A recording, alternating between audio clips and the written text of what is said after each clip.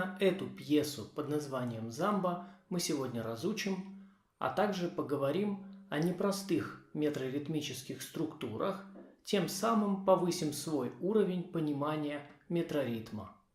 С точки зрения техники, пьеса совсем не сложная. Все технические приемы вам уже знакомы. Поэтому сегодня мы не будем играть специальных упражнений, а сразу перейдем к разбору пьесы по нотам. На самом деле в новой пьесе не так много новых ритмических формул. В частности, одна из них составляет ритмическую основу всего танца.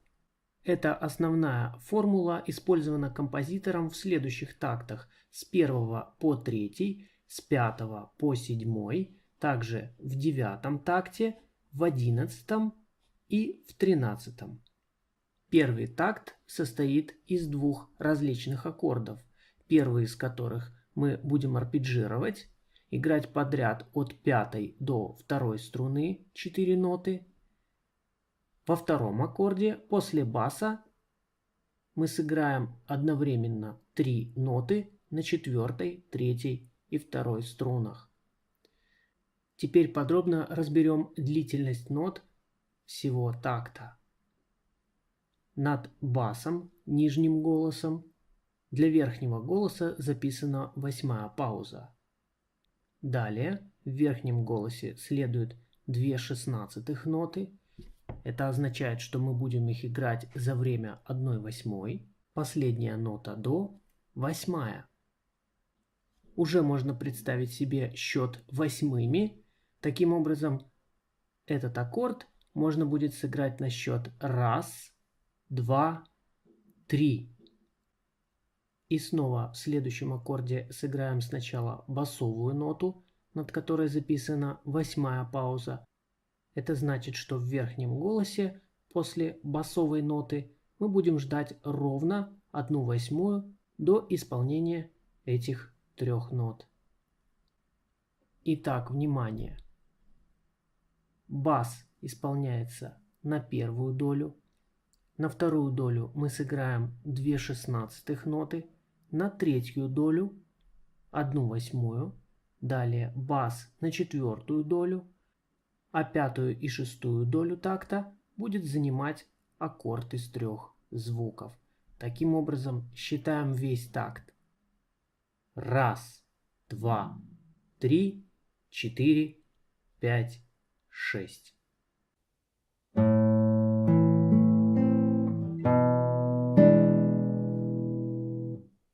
Следующий такт с такой же ритмической структурой и абсолютно такой же техникой.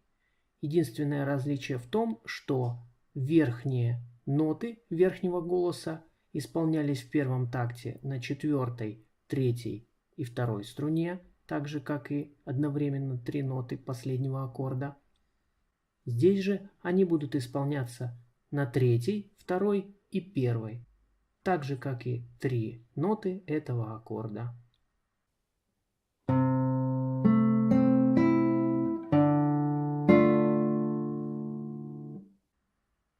И снова ритмическая структура повторилась. Ноты верхнего голоса ищите в таблице на 3, 2 и 1 струне. То же самое касается последнего аккорда такта.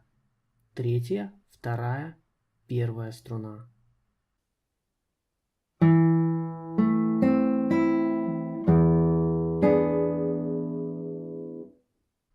В четвертом такте пьесы ритмическая структура очень похожа на предыдущие такты.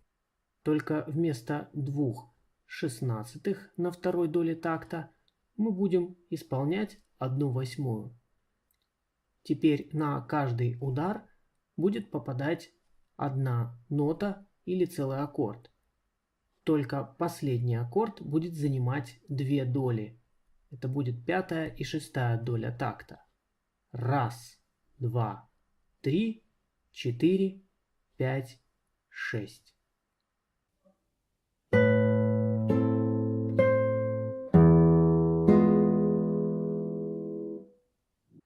Во второй строке у нас много повторов. 3 такта второй строки точно такие же, как 3 такта первой.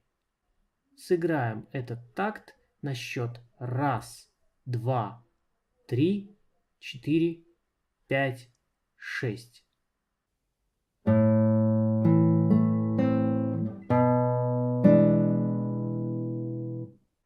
Шестой такт.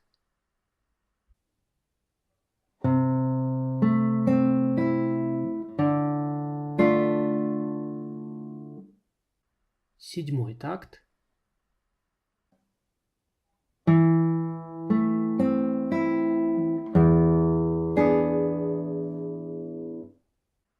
Последний такт первой половины пьесы полностью исполняется при помощи приема барре на пятом ладу всего лишь на 3 струны. Ритм точно такой же, как в четвертом такте. Не забудьте про лигу, которая объединяет две одинаковых ноты.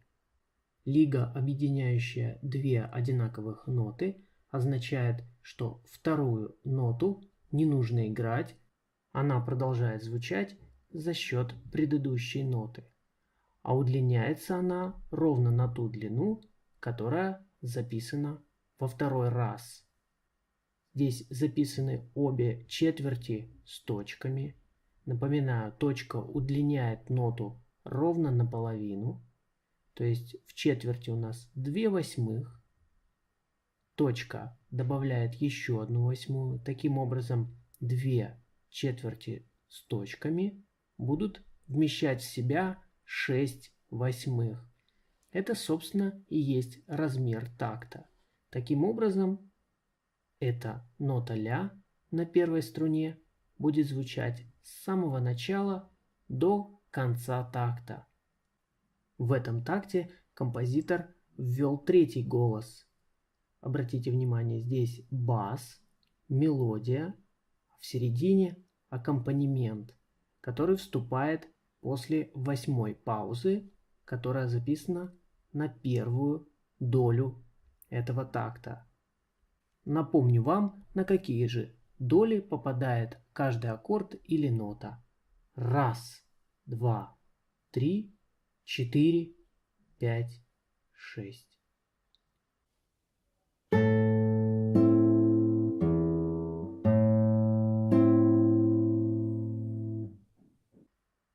В девятом такте опять используется основная ритмическая формула.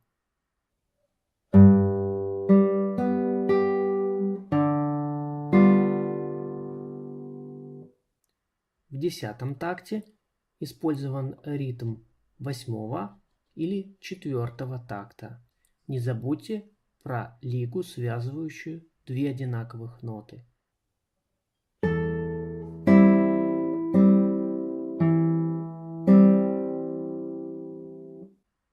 Наверняка вы уже можете распознать основную ритмическую формулу пьесы. Это 8-я, 2/16, 8-я, еще 1/8 и четверть. Играем на счет 1, 2, 3, 4, 5, 6.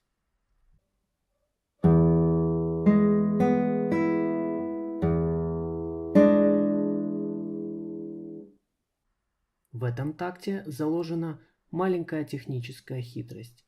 Для того, чтобы сделать легкий переход с первой струны, где мы будем играть ноту фа на первом ладу, к ноте до первым пальцем, тоже на первом ладу, но второй струны, я предпочел бы сыграть барре на две струны, одновременно прижимая и ноту фа, и ноту до. Затем первый палец поднимается, остается открытая ми, до уже готово первым пальцем, ну и ля вторым пальцем прижимается на втором ладу третьей струны.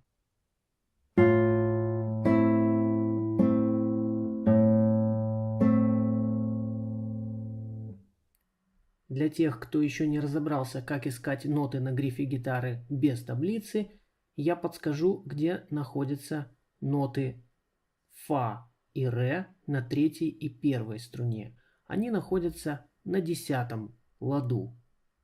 Посчитаем.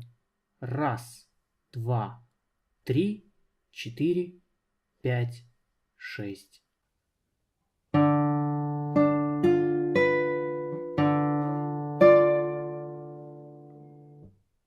Опять у нас такт, где все восьмые, и только последний аккорд – это четверть.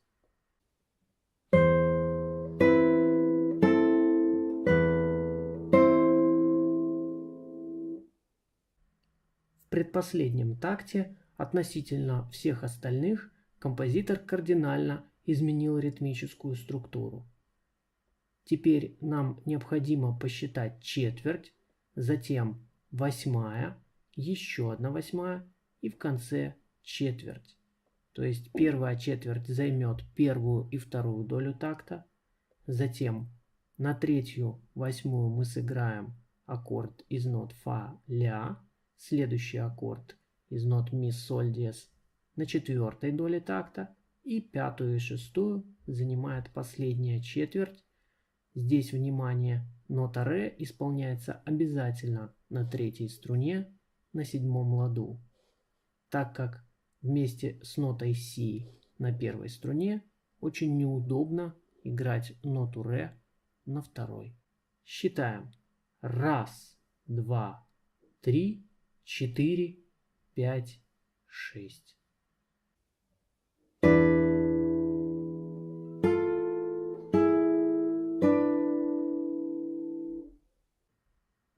В последнем такте прижимаем барре на 3 струны из нот ля, ми, до, после которых прозвучит нота ми на пятой струне на седьмом ладу.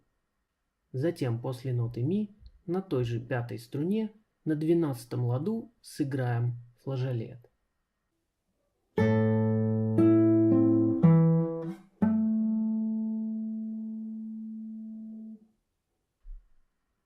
Не забудьте про знак репризы в конце произведения. Это значит, что всю пьесу нужно будет сыграть еще раз целиком.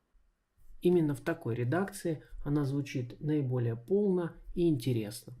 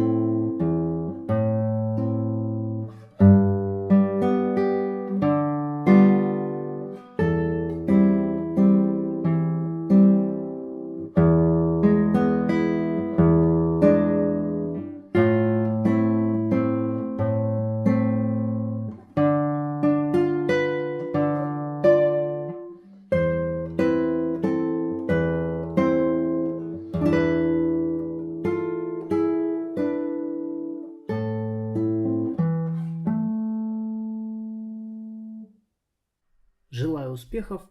До скорого.